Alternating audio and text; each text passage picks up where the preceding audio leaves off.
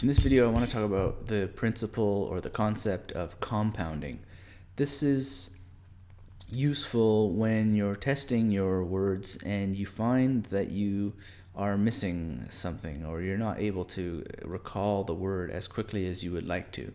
You have gone through the steps of making sure that the images that you associate to the word or use to bring the word back to your mind are well located. You've made them vibrant, buzzing with action and energy, larger than life, and filled with action. But somehow there's still a struggle to recall them. And this can, in the beginning, have to do with just not enough practice, but it can also have to do with multiple other factors, none of which are anybody's fault, but they just require a bit of rejigging and re-engineering, going back and strengthening that original image during the testing period. We don't want to let those things slip. We want to go back and rebuild them because it can lead to stress and anxiety when you are not when things aren't functioning easily and effortlessly as they can be. So that makes one self-conscious and start to struggle. And so when you're speaking or taking a test, you can make yourself even more stressed out by becoming so self-conscious about how the mnemonics are not bringing back those words to yourself, and then the house of cards can fall down. So we want to avoid that. And so again, there's a video coming up about relaxation, why relaxation is important in the magnetic memory system. But another thing that's important is going back to your memory palaces and the images that you've used, and always making sure that they're strong enough. And without rehearsal, they can weaken over time, or they may not have been strong enough in the first place.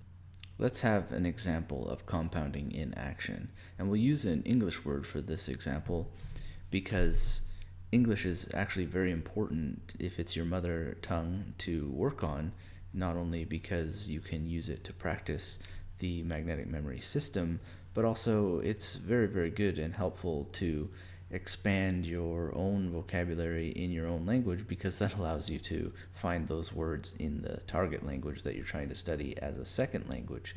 And in general, it makes you more flexible and receptive and understanding of how language in general works. So I want to memorize a word from English, and let's say it's the word edaphic.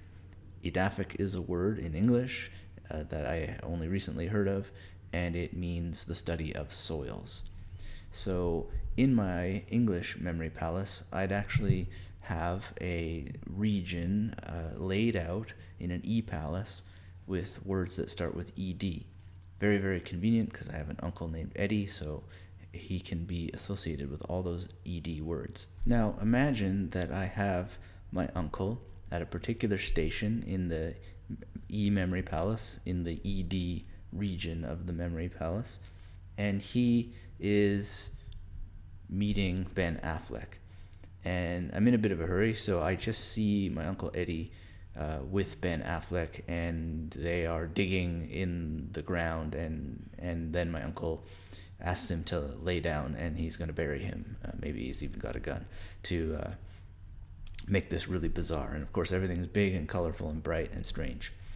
And let's say later there's some confusion, and I don't quite get the meaning of the word and the sound of it, because Ben Affleck, edaphic, it will definitely trigger it. But then, is that L? What's the story with this L?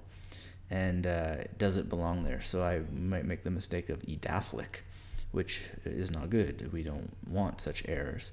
So this suggests to me that I need to go and reconfigure it. Now, it may be a matter of taking Ben Affleck out and putting in, I don't know, the Aphex Twin guy from that music band, or it may be a matter of doing something that involves the letter L to demolish it, in essence.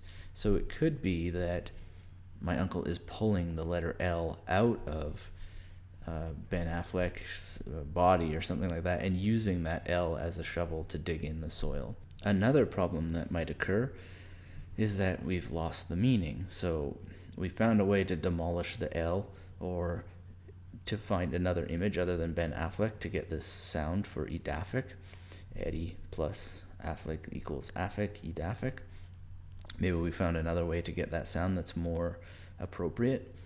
But the meaning of the word has somehow gotten lost. The idea of studying soil has somehow gotten lost. It's unlikely that the meaning will get lost, but in the case that it does, we would need to re-engineer the image and compound it by having perhaps a microscope involved in the dirt or a magnifying glass in the dirt and having somebody study it. So Ben Affleck could be kneeling on the ground with a magnifying glass, studying the soil with my Uncle Eddie. In my case, you may not ever use my Uncle Eddie, but you need your own thing that brings ED words to mind if you were doing words that started with ED. And he's pulling the letter L out of Ben Affleck and using it to smack the magnifying glass out of his hand in a way of playing hockey, and then it skitters across the ground into a science laboratory or something of that nature. You just need to make sure that whatever you are using actually brings back that word edaphic.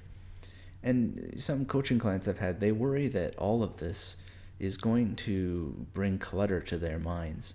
And in actual fact, it really doesn't. These things, when you're revisiting them, come so fast that you're bringing back the target word much more than the images themselves. A lot of what mnemonics are about is getting you to pay attention to that word in the first place, which is the great line from Harry Lorraine, is that we just simply don't pay enough attention in the first place. So often what you'll find is that these mnemonics, which you will remember with incredible clarity, they'll not really be the thing that's forefront in your mind. You may need them from time to time to re-engineer things, but in general, the actual word you're trying to remember will come faster than the mnemonics needed to re-engineer it. It's just a matter of practice. It's a elaborate step to go through in some cases. You get very fast at it with practice, but don't fear that there's going to be a bunch of clutter in your mind, because there won't be. What's going to happen is that these little images with strong actions built into them are simply going to build up that word that you're looking for in your mind very, very quickly. They're going to project it. They're going to amplify it. So compounding is a very, very important exercise to go through if you find that things are not working as planned. You need to go back and amplify and compound, add something, take something away, re-engineer, and not worry about this leading to confusion. It won't. What's not useful tends to fall away very, very easily, and what is useful sticks. So give this a try. When you find issues, go back, compound, and you'll find yourself with a much stronger association that will bring back the word even more intensively than before. And as you're going through this, you will learn something about paying attention to the word in the first place, and learn something about what really works for you when it comes to the application of mnemonics to memorizing vocabulary words.